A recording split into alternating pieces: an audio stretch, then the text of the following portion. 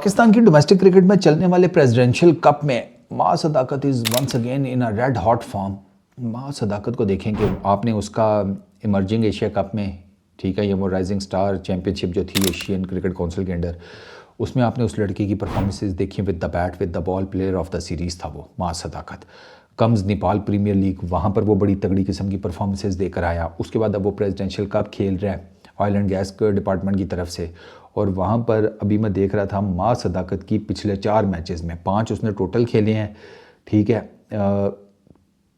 3 matches में ना 2 उसकी 50s हैं, 1 उसकी 100 है।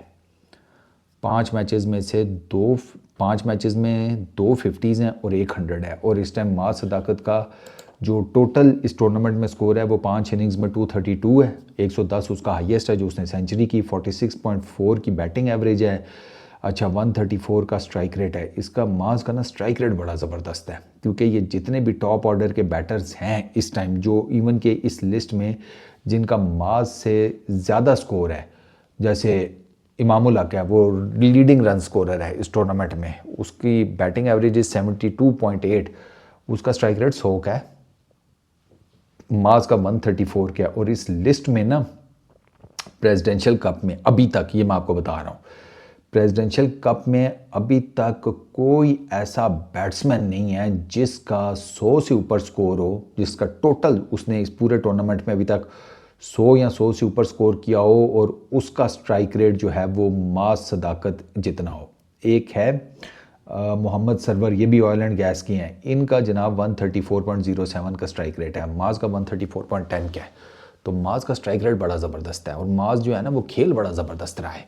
अच्छा, वही बात फिर with the bat and with the ball, ठीक है। और 5 मैचेस में मां सदाकत की 4 विकेट्स भी हैं।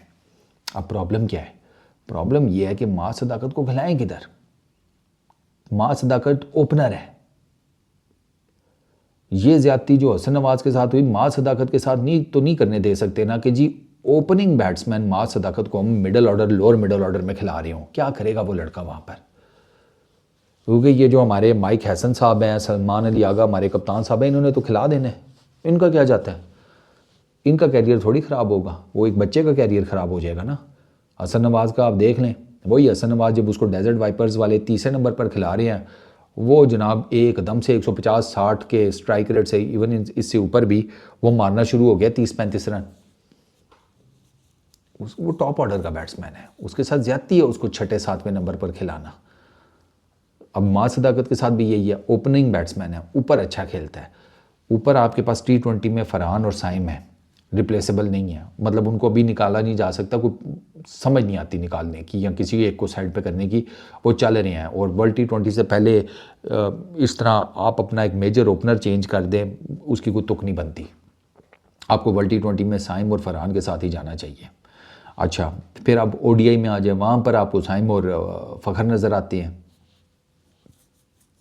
ये इश्यूज हैं ना आपके, कि अब आपका बेसिकली प्रॉब्लम यह है कि आप मां सदाकत को खिलाएंगे तो खिलाएंगे किधर?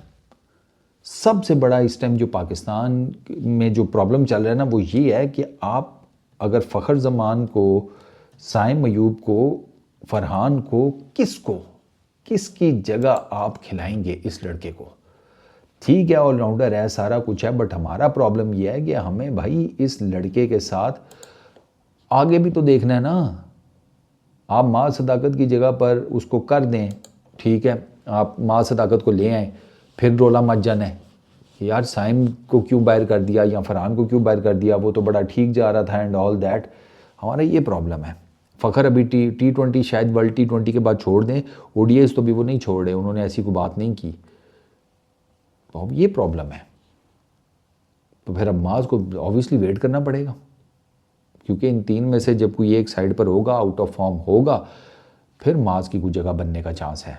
बट एट द मोमेंट वो खेल बेहतरीन रहा है और मेरी पूरी दुआ है उसके साथ कि वो लड़का इसी तरीके से अच्छा खेलता रहे एंड होपफुली अपनी T20 की बॉलिंग को लेकर अगेंस्ट लेफ्ट हैंडर्स मास कोई काम कर रहा हो।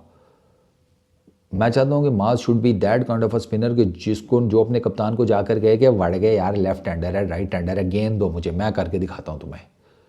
ना कि उसका कप्तान इस सोच में हो कि तू कर लेगा, लेफ़्ट हैंडर है, तू खब्बा ऑफ स्पिनर, वो आगे लेफ़्ट हैंडर है, तुझे मार ही ना जाए। ऐसे नहीं होता भाई। आई रियली होप कि माज इन चीज़ों के ऊपर काम कर रहा होगा। इस वीडियो में इतनी, अपना बहुत ख्याल रखना। Peace out.